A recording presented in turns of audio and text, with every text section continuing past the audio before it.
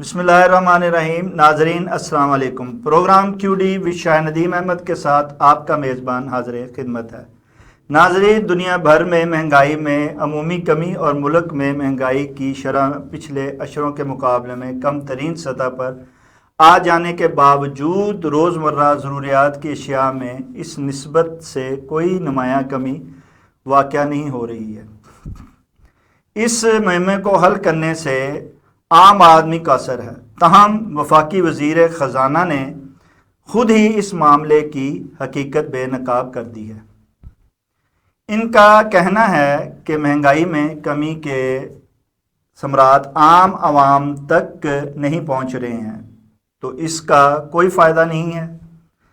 عالمی منڈی میں کمی کے باوجود یہاں قیمتیں اوپر جا رہی ہیں کیونکہ مڈل مین اپنی من مانیاں کر رہے ہیں.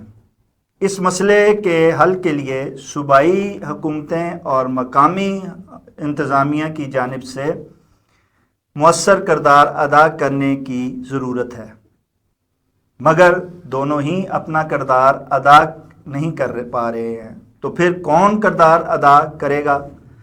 کون عام عوام تک ریلیف کے اثرات پہنچائے گا؟ اس بارے جاننے کے لیے آج ہم نے اپنے اسٹوڈیو میں جن مہمان گرامی کو دعوت دی ہے، ان میں ہمارے پہلے مہمان گرامی سینئر صحافی، کالم نگار، تجزیہ کار جناب ناصف اوان صاحب ہیں، اور ہمارے دوسرے مہمان گرامی جو ہیں وہ سیکرٹری پاکستان مزدور محاذ ایڈیٹر ماہنامہ منشور کراچی جناب شوکت علی چودھری صاحب ہیں. ہم دونوں ہی مہمانی گرامی کے انتہائی مشکور ہیں کہ پروگرام میں شرکت کے لیے تشریف لائے ہیں. پروگرام کا آغاز ہم شوکت علی چودھری صاحب سے ہی کرتے ہیں. شوکت صاحب، کیا اس دور حکومت میں واقعی مہنگائی میں کمی ہوئی ہے اور عوام کو کوئی ریلیف مل رہا ہے، یا یہ باتیں صرف جو ہیں وہ دعوے اور اعلانات تک ہی محدود ہیں؟ کہ اگر ہم مہنگائی کے گراف کو دیکھیں جی اور تھوڑا پیچھے چلے جائیں جی تو مہنگائی پچھلی تمام حکومتوں میں آج کے دور سے کم تھی. وہ کوئی بھی حکومت تھی، یعنی کہ ایون موجودہ حکومت جو ہے، ان کی بھی جب پرانی حکومت تھی اس وقت بھی مہنگائی اس سطح پہ نہیں تھی. بعد میں جو حکومتیں آئیں اس دور میں بھی اس سطح پہ مہنگائی نہیں تھی، لیکن جو پچھلے چند سالوں سے مہنگائی کو باقاعدہ ایک سمجھیں کے پر لگے ہیں اور مہنگائی بہت اوپر گئی. خاص طور پہ دو چیزوں کی مہنگائی نے عوام کو بہت پریشان کیا، ایک بجلی کی مہنگائی اور ایک گیس اور پیٹرول کی مہنگائی. ان تینوں چیزوں نے باقی تمام زندگی کے شعبہ زندگی جو تھے ان کو متاثر کیا. تو اب یہ حکومتیں جو آئی ہیں اس وقت، جو ایک مخلوط حکومت ہے برسر اقتدار، اس حکومت نے زور تو بہت لگایا ہے وہ کسی طرح مہنگائی کو کم کر سکے، لیکن مہنگائی جس طرح سے وہ کم کر رہے ہیں اس طرح سے مہنگائی کم ہوتی نہیں ہے. اس لیے کہ جب تک آپ مارکیٹ کے میکنزم پہ پورا کنٹرول حاصل نہیں کرتے اور جو ہے وہ مڈل مین کے کردار کو نہیں سمجھتے اور ایک اپنی بہتر گورننس جو ہے وہ آپ شو نہیں کرتے، آپ مہنگائی کو کم نہیں کر سکتے. اور خاص طور پہ ہمارے جیسے ملکوں میں جہاں پر کوئی بہت بڑے منظم قسم کے نظام نہیں بنے ہوئے، مثلا مارکیٹ کا نظام بھی کمزور ہے، یہاں گورننس کا نظام بھی کمزور ہے. تو یہاں حکومتوں کا جب یہ دعویٰ ہوتا ہے کہ ہم نے مہنگائی کم کر دی ہے اور بہت مہنگائی تاریخ کی کم ترین سطح پہ آ گئی، تو اس پہ تھوڑی ہنسی بھی آتی ہے کہ تاریخ کی کم ترین سطح پہ جائیں تو پھر تو قیمتیں بہت کم پچھلے مثلا کہ 60 سال سے تو مجھے قیمتیں یاد ہیں پاکستان کی، تو مجھے حیرت ہوتی ہے دیکھ کے. تو قیمتیں کم ہوتی نہیں ہیں، اس لیے کہ مارکیٹ ان کے کنٹرول میں نہیں ہے، ان کے پاس بہتر مینجمنٹ نہیں ہے، ان کے پاس گورننس نہیں ہے اچھی. ہاں، ان کے اپنے معاملات بہت اچھے ہیں کہ مثلا پارلیمنٹیرینز کی تنخواہ انہوں نے سینٹروں کے حساب سے بڑھا دی، 700-800% کے حساب سے بڑھا دی، لیکن ورکنگ کلاس کی تنخواہیں انہوں نے بڑی مشکل سے بڑھاتے اس پہ شوکت علی چودھری صاحب ہم ضرور آگے چل کے بات کرتے ہیں، لیکن اس سے پہلے اپنا ناصف اوان صاحب، حکومت دعوے دار ہے کہ جیسا کہ شوکت صاحب نے کہا کہ مہنگائی کم ہوئی ہے مگر اس کے اثرات عام عوام تک نہیں پہنچ رہے ہیں، تو کون پہنچائے گا اور کون عام آدمی کو ریلیف دے گا؟ بہت شکریہ شاہد نعیم صاحب. بات وہی ہے کہ یہ کام تو حکومت کا ہوتا ہے. جب حکومت اپنے بارے میں ہی سوچتی رہے گی تو اس کا جو مقصد ہے، اس کی جو کارکردگی ہے وہ متاثر ہوگی. لہذا تمام ادارے جو ہے، تمام محکمے جو ہے وہ حکومت کے انڈر ہی ہے. تو وہ ان کے ذریعے یعنی انتظامیہ جو ہے، متعلقہ ادارے ہیں، ان کے ذریعے ہی اس نے کنٹرول کرنا ہے. تو جب وہ کرے گی نہیں یا اس طرف توجہ نہیں دے گی تو مہنگائی پہ قابو نہیں پایا جا سکتا. مطلب میں یہ مصنوعی مہنگائی کی بات کر رہا ہوں. مصنوعی مہنگائی، جو مہنگائی مافیا ہے نا، وہ بہت طاقتور ہے. اس کو یہی ادارے جو ہے، متعلقہ ادارے ہے، انتظامیہ ہے، ڈی سی ہے، اے سی ہے، وہ چاہیں تو کنٹرول کر سکتے ہیں. آپ یہ مصنوعی مہنگائی تب آتی ہے جب مافیا آتا ہے. اس سے پہلے جو حقیقی مہنگائی ہے وہ بہت زیادہ ہے. میں وہی ادھر آتا ہوں. میں آپ عید جو گزری ہے، جی اس موقع پر جو مہنگائی، اسے ہم مصنوعی کہتے ہیں. جو مہنگائی ہوئی ہے اسے ہم مصنوعی مہنگائی کہتے ہیں. یعنی گوشت کی قیمت 200-300 روپے بڑھا دی گئی. اچھا، اس دن 4 5 6 7 روز تک، اس سے پہلے بھی، عید کے روز سے پہلے بھی اور بعد میں بھی، جو انہوں نے جو لیب مچانا تھا مچایا، خوب مچایا. اور اس کے بعد جب عید گزر گئی، 4 5 روز گزر گئے، تو پھر جناب انتظامیہ حرکت میں آئی اور ان کی دکانیں سیل کرنا شروع کر دی. تو یعنی یہ دکھانا تھا کہ ہم بڑے متحرک ہیں، عوام کے ہمدرد ہیں. لیکن ہوا کیا؟ انہیں جرمانے کیے گئے، اور تھوڑے بہت جرمانے، اتنا تو نہیں جتنا کما لیا تھا وہ سارے کے سارے جرمانے کی مد میں چلے گئے. ایسا نہیں ہوا. جرمانہ کیا گیا، دکانیں کھولی گئی، لیکن اس کا فائدہ عوام کو نہیں ملا. عوام کو اس کا فائدہ نہیں پہنچا. عوام کو فائدہ اس وقت پہنچا جب وہ کنٹرول کرتے. اس سے ایک دن انہوں نے کیا تھا، اس سے پہلے وہ کنٹرول کرتے تو عوام کو فائدہ پہنچنا تھا، لیکن نہیں ہوا. تو اب کیا، وہ جب چڑیاں چگ گئی کھیت، کیا فائدہ اس کا؟ اب بھی وہ قیمتیں جو ہیں مستحکم ہو گئی ہیں. اللہ اللہ خیر صلی. تو یہ کام معاملات ہے انتظامیہ. نہیں، یہ تو روایت رہی ہے کہ یہاں پاکستان میں جب ایک دفعہ کوئی بھی قیمت بڑھ جاتی ہے، واپسی جو ہے وہ ناممکن ہے. کیونکہ جو مافیاز ہیں، انہی کے اشرافیہ مافیاز، وہ جو ہیں وہ کبھی بھی قیمتوں کو نیچے آنے ہی نہیں دیتے ہیں. اچھا، اس سے پہلے جناب شوکت علی چودھری صاحب، حکومت 50 روپے بڑھا کر 7.5 روپے کا بجلی میں ریلیف دیتی ہے، اور اس کی فون ٹیون پر جو ہے ایڈ لگا کر عوام کو اشتہار دلاتی ہے. لوگ کہتے ہیں کہ 7.5 روپے کا ریلیف نہ دیں، ہم سے خدا کے لیے واپس لے لے، مگر ایڈ سے جان چھڑائیں. عوام حکومت کی اشتہار بازی سے انتہائی تنگ اور بیزار آ چکی ہے، لیکن حکومت ہے کہ بازی نہیں آ رہی ہے. دیکھیں جی، دنیا بھر میں جو حکومتیں ہوتی ہیں وہ عوام کو ریلیف دینے کی کوشش کرتی ہیں، لیکن بہت شاید ہی کبھی دیکھنے کو ملا ہو کہ حکومتیں اپنی پبلسٹی پہ جو پیسہ بچایا ہوتا ہے اس سے زیادہ خرچ کر دیتی ہیں. تو وہ جو آپ نے جو اگر عوام کو کوئی ریلیف دیا بھی ہے تو ظاہر ہے وہ ریلیف آپ نے قومی خزانے میں سے دیا ہے، قومی آمدنی میں سے دیا ہے. لیکن اگر حساب کتاب ہم کریں تو اس سے زیادہ پیسہ تو آپ مشہوری پہ لگا دیتے ہیں. جب حکومتیں اپنی مشہوری، حکومتوں کو مشہوری کی ضرورت کیا ہے؟ حکومت، جب ایک بندہ حکومت میں ہے تو مشہور تو وہ ہے، وہ ویل ریکگنائز ہے، ہر جگہ وہ نظر آتا ہے، موو کرتا ہے، سکرین پہ نظر آتا ہے، اخبارات میں نظر آتا ہے. تو اسے کیا ضرورت پڑی ہے اربوں روپیہ ان کاموں پہ خرچ کرنے کی؟ وہ پیسہ عوام کی ویلفیئر پہ خرچ کریں، ایجوکیشن پہ خرچ کریں، علاج پہ خرچ کریں، جو اپنا بنیادی ڈھانچہ ہے اس کو بہتر کرنے پہ خرچ کریں، اور مارکیٹ کے میکنزم کو بہتر کرنے پہ اس کو لے کے آئیں، اور جو پیداوار ہے کھیت کی اس کو بڑھانے کی طرف آئیں. تو سب سے بڑا بنیادی معاملات، تو جو بنیادی معاملات کی طرف تو ہم آتے نہیں، تو ہم تو بس ایک اوپر کا کام چلاؤ قسم کا معاملہ ہوتا ہے. تو زیادہ تر ہمارے یہاں ڈھاکزم پہ سارے معاملے چلتے ہیں حکومتوں کے. تو حکومتیں تو ہوتی ہیں کہ ہمیں یہ وقت کیسے نکالنا ہے، اور ہم اس وقت میں جھوٹا سچا اچھا برا بیانیہ بنا کے لوگوں کو بھی تھومتے رہیں، اور لوگ جب ایک کو سمجھ پاتے ہیں تو ایک نیا کام شروع ہو جاتا ہے.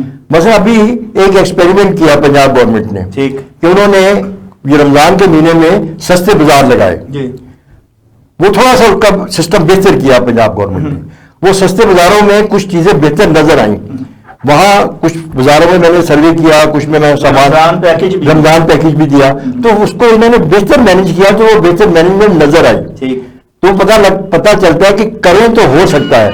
لیکن ہوتا یہ ہے کہ کچھ عرصے کے بعد اسٹیمنا جواب دے جاتا ہے حکمرانوں کا، اس لیے کہ عوام کے ساتھ ان کی افیلیشن تو ہوتی نہیں ہے کوئی، مطلب کہ جس انداز میں ہمارے حکمران آتے ہیں وہ بس آ جاتے ہیں. اب اس بحث میں کیا پڑھوں کہ کیسے آتے ہیں اور کیوں آتے ہیں، لیکن آ جاتے ہیں تو عوام تک تو وہ آتے نہیں، انہیں تو پتہ نہیں ہوتا کہ اس ملک میں ابھی رپورٹ جو ہے اس کے مطابق 11 کروڑ عوام جو ہیں وہ خط غربت سے نیچے زندگی گزار رہے ہیں.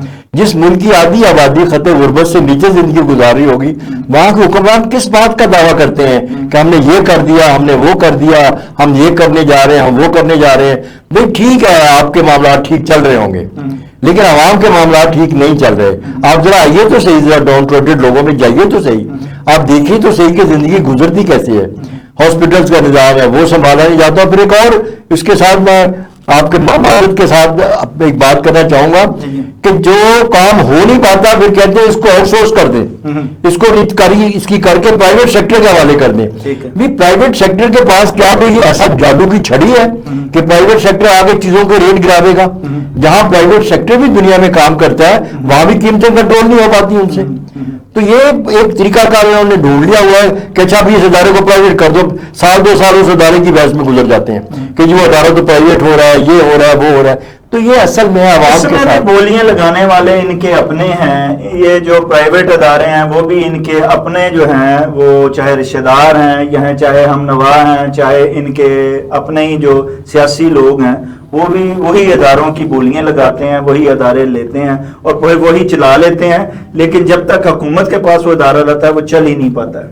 جی ناصر امان صاحب، حکومت جو ہے وہ دعوے، نمائشی اعلانات اور نمائشی جو ہے وہ دعوے تو بہت کر رہی ہے، لیکن اس کے اثرات عوام تک نہیں پہنچ رہے.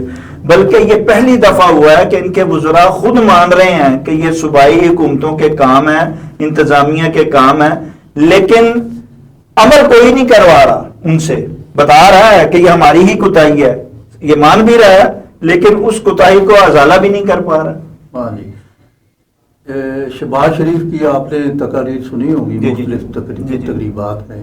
وہ کہتے تھے کہ یہ اشرافیہ، ٹھیک ہے، یہ اشرافیہ عوام کی خیر خواہ نہیں ہے. حبیب جالب کے شعر بھی پڑھتے تھے تو لوگ ہنستے تھے کہ اشرافیہ تو آپ خود ہیں، ٹھیک ہے، تو کرنا تو آپ نے جو عوام کے لیے بہتر کچھ کرنا ہے تو آپ کس کو کہہ رہے ہیں؟ آپ اگر وزیر خزانہ صاحب کہہ رہے ہیں کہ جی یہ ثمرات عوام تک نہیں پہنچ رہے، عام آدمی تک، تو بھائی کس نے پہنچانے ہیں؟ یہ کوئی بات نہیں ہے کہ آپ عوام کو بتا رہے ہیں کہ آپ حکومت سے الگ ہیں. اگر الگ ہیں تو پھر ذمہ دار بھی آپ ہیں. اگر الگ ہے تو آپ وزیر خزانہ ہیں تو آپ بھی کچھ سوچئے، کچھ ان کے لیے کوئی راستہ نکالیے کوئی. لیکن نہیں ہے بس ٹھیک ہے جی نشاندہی تو کر رہے ہیں، میڈیا بھی کر رہا ہے، مطلب حالانکہ میڈیا اس طرح آزاد نہیں ہے لیکن وہ بھی تو کچھ نہ کچھ نشاندہی کر رہا ہے.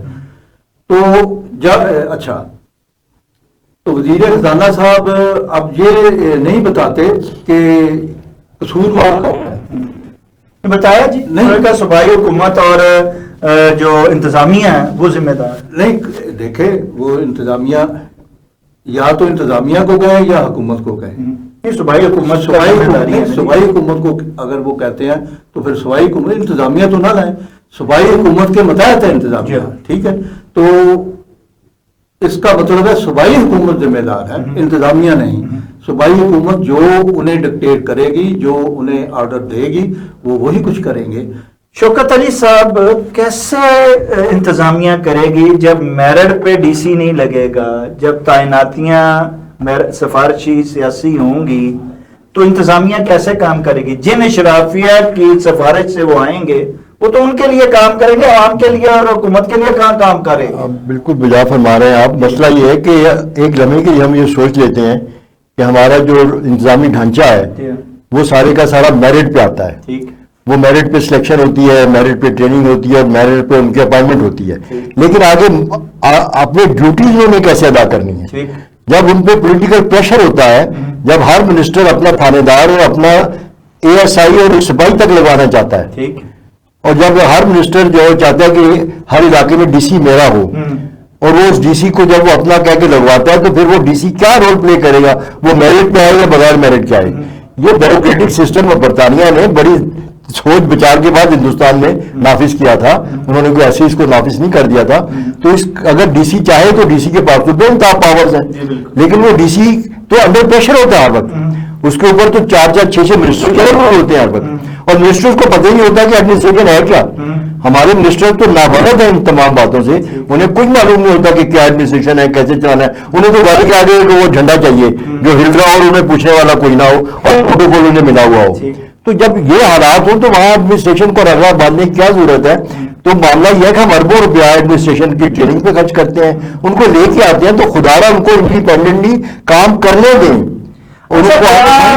کیا بیوروکریٹس کے ہاتھ میں ایک جو لسٹ ہے جو کہ روزمرہ ضروریہ اشیاء کی انہوں نے بنا کے صبح لگواتے ہیں، اب تک کسی بھی ضلع کا ڈی سی اس پہ عمل درآمد نہیں کروا سکا، اور وہ بھی دعوے دار حکومت کی طرح یہی ہے کہ ہم عوام کے مفاد میں سارے کام کر رہے ہیں. جب بھی پوچھو آپ کسی ڈی سی سے وہ کہتا ہے کہ جناب میں آزادانہ طور پہ خود مختار ہوں اور میں عوام کے لیے اپنے ضلع کی انتظامیہ میں سارا بہترین کردار ادا کر رہا ہوں. لیکن کوئی بھی ایک ریڑھی دکاندار سے لے کے ایک ریڑھی والے تک کوئی بھی جو ہے وہ مقررہ قیمتوں پر اشیاء فروخت نہیں کر رہا. مجھے بتائیں کہ کیا اتنا بے اختیار ڈی سی ہے کہ وہ ایک قیمت جو انہوں نے مقرر کی ہے اس پہ وہ سیل نہیں کروا سک رہا، اس کو فروخت نہیں کروا سک رہا. وہ شعر ہے نا، ہیں واقف کچھ نظر آتے ہیں کچھ دیتے ہیں یہ بازیگر دھوکہ کھلا. ٹھیک ہے، بلا آپ سوچیں ایک تھانے دار، آپ تو ڈی سی کی بات کر رہے ہیں، میں کہتا ہوں ایک تھانے دار کو کہہ دیا جائے کہ آپ نے اپنے علاقے میں نہ کرپشن ہونے دینی ہے، کوئی بھی غلط کام نہیں ہونے دینا، تو میں پورے دعوے سے کہتا ہوں، یہ یقین کے ساتھ کہتا ہوں کہ وہ جرم سرزد نہیں ہوگا کسی سے بھی، نہ مہنگائی ہوگی. نا آپ تو ڈی سی کی بات کر رہے ہیں.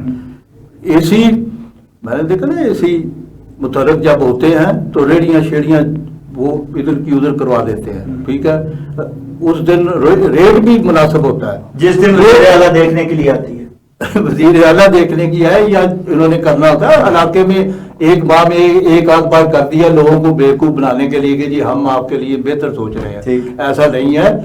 حکومت ریاست جو ہے نا بڑی طاقتور ہوتی ہے. ریاست جب اپنی آئی پہ آ جاتی ہے نا تو پھر وہ کام کروا کے چھوڑتی ہے، ایسا کچھ نہیں ہے. تو دوسری بات یہ ہے کہ اگرچہ مافیا جو ہے مہنگائی مافیا طاقتور ہے، لیکن ریاست اس سے زیادہ طاقتور ہے. وہ سارا کچھ ریاست طاقتور ہے، حکمران اتنے طاقتور نہیں ہے، کیونکہ حکمران جو ہیں وہ مافیا کے کندھوں میں بیٹھ کے آتے ہیں اور انہی کے کندھے سہاروں پہ بیٹھے رہتے ہیں. بلکہ آپ کہہ سکتے ہیں کہ کندھوں پہ نہ ہو، مافیا بھی اس میں ہوتے ہیں. جی ہاں، مافیا بھی مجھے لوگ آپ نے درست فرمایا، وہ بھی اس میں ہوتے ہیں، تو پھر ان کے مفادات کا بھی تو خیال رکھنا ہوتا ہے نا. اچھا، ایک طرف شوکت علی صاحب مافیاز ہیں اور ایک طرف جو ہے حکومت جب انتظامیہ کو کنٹرول نہیں کر پائی، انتظامیہ کو متحرک نہیں کر پا رہی، فعال نہیں کر پا رہی، تو دوسرے طرف سرمایہ کاری لانے کے کروانے کے دعوے دار ہیں. اپنا سرمایہ بیرون ملک پڑا حکمرانوں کا اور کہتے ہیں کہ اوورسیز جو ہیں وہ سرمایہ کاری کے لیے ہم لا رہے ہیں. ایک کے بعد ایک کنونشن ہو رہے ہیں، ایک کے بعد ایک اجلاس ہو رہے ہیں. آپ کیا سمجھتے ہیں کہ اس ڈرامہ بازی سے کیا اس ملک میں، جب کہ سارے جانتے ہیں کہ حکمرانوں کے سرمایہ باہر پڑے ہوئے ہیں، وہ باہر کاروبار کر رہے ہیں، تو یہ خود سرمایہ کاری کر نہیں رہے ہیں اور ہمیں دعوت دیتے ہیں، کیا کچھ سرمایہ کاری یہاں پہ ہو پائے گی اور کیا معاشی بحالی ہو پائے گی؟ اس پہ میں تھوڑی سی بات پھیلا کے کرنا چاہوں گا، 2 منٹ زیادہ لینا چاہوں گا میں آپ سے. میں نے کہ آپ امریکہ کی اکانومی کی مثال لے لیں. جی جی، کہ امریکہ کی حکومتوں نے جب ٹیکسیشن میں اضافہ کیا اور جیسے کہ WTO کے بعد جب یہ WTO کا نفاذ ہوا تو انہوں نے کہا جی کہ ٹیرف پوری دنیا میں WTO کا بنیادی نقطہ یہ ہے کہ ٹیرف کم ہوگا. لے کر WTO تک کا پوری جو کہانی ہے وہ یہی ہے. وہ ٹیرف کم ہوئے اور اس پہ جب انہوں نے چائنا کو بھی ان کر لیا اور روس نے بھی جب کولیپس ہو گیا USSR کا تو روس بھی اس میں ان ہو گیا، تو انہوں نے اپنی پروڈکشن کو اتنا بڑھایا کہ سرمایہ دارانہ پروڈکشن کو انہوں نے چیلنج کر دیا. اور امریکن انڈسٹریز جو تھا وہ کم ٹیکسیشن کی وجہ سے اپنی انڈسٹری اٹھا کر چائنا لے گئے اور بہت بڑی تعداد میں وہ چائنا چلے گئے. آج جو ایک بحران پیدا ہوا ہے پورا اکانومی کا، اس کی بنیادی وجوہات وہی ہیں کہ امریکہ میں بیسک پروڈکشن نہیں ہوتی ہے کہ وہاں کا انڈسٹریز وہاں سے بھاگ گیا اور وہ وہاں سے جہازوں سے پروفٹ وہ وہاں سے حاصل کرتا ہے. تو یہ جو دوسری انویسٹمنٹ کو انوائٹ کرنا ہوتا ہے, اگر آپ اس انویسٹمنٹ کو پوری فیسیلیٹیٹ نہیں کرتے, پوری طرح سے پوری ان کو عزت احترام نہیں دیتے اور ٹیکسیشن کی ناجائز پالیسیاں ان پہ لاگو نہیں کرتے, تو کوئی سرمایہ کاری نہیں آئے گی. کسی کے پاس فالتو پیسہ تو ہوتا نہیں کہ وہ یہاں لا کے پھینک دے. ہر جو بھی بندہ پیسہ کماتا ہے وہاں اس کے لیے اسے محنت کرنا پڑتی ہے, کسی کو کم کسی کو زیادہ, لیکن محنت سے پیسہ کمایا جاتا ہے. تو ہمارے ہاں یہ صرف ایک شو والی ہوتی ہے. جب سے پاکستان بنا یہی کھیل چل رہا ہے. میں نے 2 کام انہوں نے کیا کہ یہ مال باہر بھیجے ریبیٹ دے لیں. اب یہ مال آپ جو سستا مال باہر بھیجیں اور ریبیٹ دے لیں. مال کی پروڈکشن کو سستا کرنے کی طرف ہماری حکومتیں کبھی نہیں آئیں. ریبیٹ دینے کے لیے آ جاتی ہیں, اربوں روپیہ سالانہ ریبیٹ دیتی ہیں کہ بھی چلو انڈسٹریز جو ہے وہ اس ریبیٹ کے لیے باہر مال بھیجتا ہے, اور وہ بھی سسک کہ ہم 25-30 ارب ڈالر تک سالانہ تک گئے. اب سننے میں آ رہا ہے کچھ اسٹیٹ بینک کی رپورٹس جو آئی ہیں کہ 34% تک ہم نے 34 ارب تک ہم جو ہے وہ اپنا مال باہر بھیجا. مطلب کہ چلیں, میں کہتا ہوں کہ چلیں کچھ اچیومنٹ ہے, لیکن معاملہ یہ ہے کہ آپ اپنی کاسٹ آف پروڈکشن کو کم کیوں نہیں کرتے؟ آپ جدید ٹیکنالوجی کو اپنے کام میں کیوں نہیں لاتے؟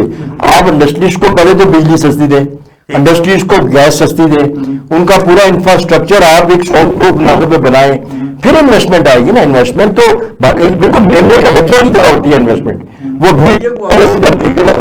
جائے گا, وہ بچہ میمنے کا بچہ. تو ان شعبوں کو جو انڈسٹریز کے وہ شعبے ہیں جہاں ان کی اپنی ملیں ہیں, جہاں ان کی اپنی فیکٹریاں ہیں, جہاں ان کا اپنا مفاد ہے, وہاں تو یہ ہر قسم کی سہولیات دیتے ہیں, ٹیکس میں چھوٹ بھی دیتے ہیں. لیکن جہاں دوسرے کے عوام کے عام مفاد کی بات آتی ہے تو وہاں ہاتھ کھینچ لیتے ہیں, بلکہ قربانی دینے کی بات کرتے ہیں کہ جناب ملک کو قرضوں پہ قرضے چڑھا کے آپ سے قربانی ہم مانگتے ہیں. تو خود تو قربانی دینے کا ان میں رواج ہی نہیں ہے. قرضے کا میکینزم بڑا سمپل سا ہے.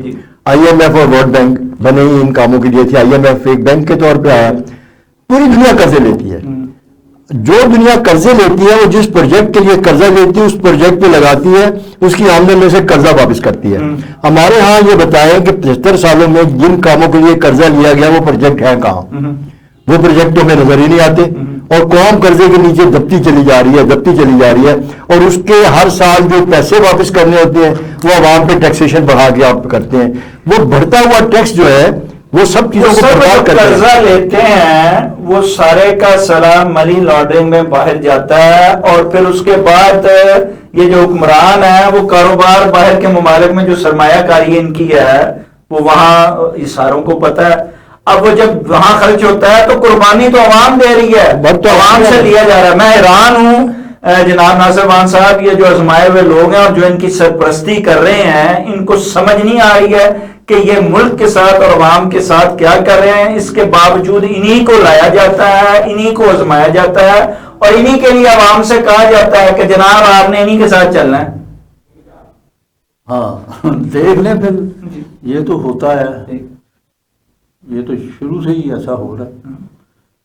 نہیں, آپ نے بڑی مایوسی سے بڑے ڈھیلے سے نہیں, میں یہ بات کر رہا ہوں جناب ایسا ہوتا ہے. یہ تو ایسا بات سنیں, جی جی ایسا ہوتا آیا ہے, ٹھیک ہے, لیکن اس دوران جو ہے نا تحریکیں بھی چلی ہیں, اویئرنیس بھی آئی ہے لوگوں کو کہ یہ جو ہو رہا ہے ان کے لیے نہیں ہو رہا, یعنی ان کی بہتری کے لیے نہیں ہو رہا, یہ ان کے اپنے مفادات ہیں, اقتدار کی ہوس ہے, سارا کچھ ہے, مالی مفادات ہے, انتظامی مفادات ہے.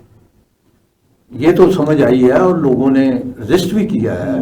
آپ بھٹو کی تحریک دیکھ لیں یا مزدوروں کی تحریک دیکھ لیں, مزدور تحریک بڑی بھٹو کے دور میں بھی اور بھٹو سے پہلے کی چوہدری صاحب بڑی منظم تحریک تھی, انہوں نے اپنی بات بھی منوائی ہے, لیکن آہستہ آہستہ بہرحال یہ الگ جو ہے نا چیپٹر ہے, اس پہ پھر کسی روز سے. تو اب جو ہے یہ عوام کو یہ سمجھنا ہوگا, بلکہ سمجھ رہے ہیں کہ 70 برس سے یہی حکمران چہرے بدل بدل کر آ رہے ہیں. وہ بل ڈیورر نے صحیح کہا سر وہی چہرے آ رہے ہیں, بدل بدل کے کہاں آ رہے ہیں؟ نہیں وہی چہرے تو اب تو چہرے بھی نہیں بدل رہے. اب تو کوئی نہیں بدل رہے, پہلے بدلتے تھے, بدل اب نہیں بدل کے ہی آ رہے ہیں. کبھی زرداری آتا ہے, کبھی نواز شریف وہی آتا ہے ہے, سر, کبھی ایک ہی خاندان کے لوگ. کبھی عامر آ جاتا ہے. چہرے تو بدلتے ہیں, وہ ان میں بھی آتی ہے نا 30-32 سال. اچھا, اب عوام کو پتا ہے کہ ہمارے ساتھ کیا ہوا, کیا ہو رہا ہے اور کیا ہونے والا ہے. تو یہ عوام کا بھی تو فرض ہے کہ وہ اپنا احتجاج ریکارڈ پہ لے کے آئے. وہ یعنی دیکھیں, صوبہ KPK میں الگ ان کی تحریک ہے, بلوچستان میں الگ ہے, پنجاب کے اندر خاموشی ہے. حالانکہ سب مسائل تو ادھر میرا خیال نہیں, ادھر بھی بڑا احتجاج ہوا ہے, رپورٹ اتنی بڑی ہے کہ اب وہ کیا کریں. نہیں, احتجاج ٹھیک ہے, احتجاج کوئی ایک روز کے لیے تو نہیں ہوتا. ہم مزدوروں کے لیے کام کر رہے ہیں, ہم پتہ نہیں کتنے احتجاج کی ہے. عوام کیا کرے, روٹی کے لالے پڑے ہیں, مہنگائی اتنی ہے, بچے بھوکے ہیں, وہ جوانی دے دے کے اور گندے ٹوٹ رہے ہیں وہاں کے. آپ پھر کیسے عوام کچھ پوری دنیا کے اندر ایسا حالات نہیں رہے, روس کے اندر نہیں رہے, فرانس نے قربانیاں دی ہے جی, آگے یورپ کے اندر نہیں رہے. کہاں کس ملک میں رہی, امریکہ کے اندر بھی, ساری دنیا میں رہے ہیں. بھوکے ہی مرتے تھے تو باہر نکلے. جاوید تو اس پہ میں تھوڑا سا بات کو آگے میں اس کو ہی اس کے ساتھ یہ سوال ہو نہیں ذرا یہ جی بات. تو یہ اب عوام کا فرض ہے کہ وہ بھی تو کچھ کریں. یہ ضروری نہیں ہے کہ شاید نیم اور ہم لوگ یہاں بیٹھ کے ان کی بات کر رہے ہیں, عوام کی بات کر رہے ہیں, عوام کے دکھوں کی کی بات کریں. تو ان کا بھی فرض ہے کہ وہ باتیں ایسی ذہن میں بٹھائیں اور اپنا احتجاج کریں جو آئین اور قانون انہیں اجازت دیتا. جی ہاں. اچھا, اپنا شوکت علی صاحب, بات یہ ہے کہ حکمران جو آزمائے ہوئے ہیں وہ قرضوں پہ قرضے لیے, وہ بھی کھائے, اداروں کو جو ہے اسٹیل مل سے لے کے PIA اور ریلوے تک جو ہے برباد کیے. اب اس کے بعد رہی صحیح قسم منرل رہ گئی تھی, اب اس کو بھی جو ہے وہ بیچنے کا ایک سلسلہ جو ہے شروع کیا. اور ہر ایک کے لیے جب بھی قرضہ لیتے ہیں, جب بھی اس ملک کو دونوں ہاتھوں سے لوٹتے ہیں, عوام کے نام پہ لوٹا جاتا ہے, ملک کی خوشحالی کے نام پہ لوٹا جاتا ہے, اور جو تختی لگائی جاتی ہے وہ عوام کے مفاد کی لگائی جاتی ہے. آپ کیا سمجھتے ہیں کہ اس طرح خود انحصاری کے بغیر قرضوں پہ اور ان لٹیروں کے ساتھ کیا آپ سمجھتے ہیں کہ اس ملک میں خوشحالی آ پائے گی اور یہ ملک جو ہے وہ آگے بڑھ پائے گا, کسی ترقی اور خوشحالی کی راہ پہ گامزن ہو سکے گا؟ دیکھیں جی, اگر آپ کو پشاور جانا ہو تو آپ کراچی کی گاڑی میں نہیں بیٹھیں گے. ٹھیک ہے, آپ پشاور کی گاڑی میں بیٹھیں گے تو آہستہ یا تیز وہ گاڑی آپ کو پشاور پہنچا دے گی. بنیادی معاملہ یہ ہے کہ ہمارے ہاں ایک انڈسٹریل کلچر آج تک ڈیولپ نہیں ہوا. ہم ایک فیوڈل اور ٹرائبل کلچر میں زندگی گزارتے ہیں. تمام پولیٹیکل اور وہی الیکٹرل پارلیمنٹ میں آتے ہیں, وہی ہماری تقدیروں کا فیصلہ کرتے ہیں. جب تک ہمارے ہاں حکومتیں جو ہے وہ ایک باقاعدہ جدید دنیا کے تقاضوں کو پورا کرتے ہوئے ایک انڈسٹریلائزیشن کی جامع اور ٹھوس پالیسی نہیں بنائیں گی, اس وقت تک ملک ترقی کر ہی نہیں سکتے. امپاسبل ہے. یہ ایسی ہے کہ مکھیاں مکھیاں کم ہوتی ہیں, مکھیاں نہیں کم ہوتی مارنے سے, مکھیاں تو گند کے ڈھیر کو اٹھانے سے کم ہوتی ہیں. تو آپ کو پورا اپنا بنیادی ڈھانچہ چینج کرنا پڑے گا. یہ 17ویں صدی کے ڈھانچے میں آج ہم زندہ ہیں. دنیا میں کوئی ملک اس طرح سے وہ نہیں چل رہا جس طرح سے ہم چل رہے ہیں. کیونکہ آپ نے اگر انڈسٹریلائزیشن کرنی ہے, اس ملک کو صنعتی بنیادوں پہ ڈیولپ کرنا ہے, ساری کی ساری صنعت ہی آپ سرکاروں سے لگوا رہے ہیں. گورنمنٹ اپنی صنعت لگانے کا عمل ختم بھی کرتی ہے. انڈسٹریلائزیشن 12 ہوگی پھر. اب ایک ہمارے ہاں پہلے تو یہ تھا کہ انفراسٹرکچر نہیں تھا کہ گورنمنٹ کے ادارے, پرائیویٹ سیکٹر ہمارے ہاں نہیں آیا. 55 کے بعد 55 کے بعد پرائیویٹ سیکٹر میں کچھ کوئلہ کی جنگ کے بعد پیسہ آیا, پھر بھی پرائیویٹ سیکٹر بازار میں کچھ عرصے بھی آیا تھا. پھر بعد میں ان بیچاروں کے ساتھ بھی بہتر ہوا, وہ بھی اپنے سنتے چھوڑ کے بند کر کے چلے گئے. کہ فیوڈل کلچر ہمارا ہے اور فیوڈل سسٹم جو ہمارا ہے, جو ٹرائبل سسٹم جو وہ پریویل کرتا ہے, وہ ڈومینیٹ کرتا ہے ہمارے ملک کے اوپر. تو حکومتوں کو اس پر آنا پڑے گا. جو مرضی کہتی رہے حکومتیں, جو مرضی کرتی ہے, یہ نظام ٹھیک نہیں ہو سکتا. جہاں آدھا پاکستان جو ہے وہ آپ کے قبضے میں نہیں ہے, وہ وہاں کے الیکٹیبلس کے قبضے میں ہے, وہاں کے اداروں کے قبضے میں ہے, قبائلی سرداروں کے قبضے میں ہے. وہ چاہے تو حکومتوں کو کھڑا کر دیں, وہ چاہے تو حکومتوں کو بٹھا دیں. اور ہماری حکومتیں تو دکھاوے کی اب حکومت. تو شوکت علی صاحب اب تو الیکٹیبل کا بھی مسئلے سے بات آگے بڑھ گئی, اب تو سلیکٹڈ سارے آگے ہیں. اور بری بات ہوئی جی یعنی جو دادی نے ختم کیتا برا کیتا کر کے چھڈیا اور برا کیتا, وہ تو اس سے بھی بری بات آئی نا. سوچنا پڑے گا. دیکھیں جدید دنیا کہاں سے کہاں جا رہی ہے. آج دنیا کے وہ ممالک جو ہم سے بات آزاد ہوئے اور بہت سے وہ ممالک جنہوں نے لمبی جنگیں لڑی, آپ قومی آمدنی کا گراف دیکھیں جو کتنا ہم سے بلند ہے. آپ آپ ایران میں چلے جائیں, آپ دنیا کے دیگر ممالک میں چلے جائیں, ہمسائے میں چلے جائیں, افغانستان چلے جائیں, بنگلہ دیش میں چلے جائیں, آپ برازیل میں چلے جائیں, آپ کسی بھی تھائی لینڈ میں چلے جائیں, کسی فلپائن میں چلے جائیں, کسی بھی ملک میں چلے جائیں تو ان کی اکانمی فلرش ہو رہی ہے, آگے بڑھ رہی ہے. اس لیے کہ انہوں نے پرانا سسٹم توڑا.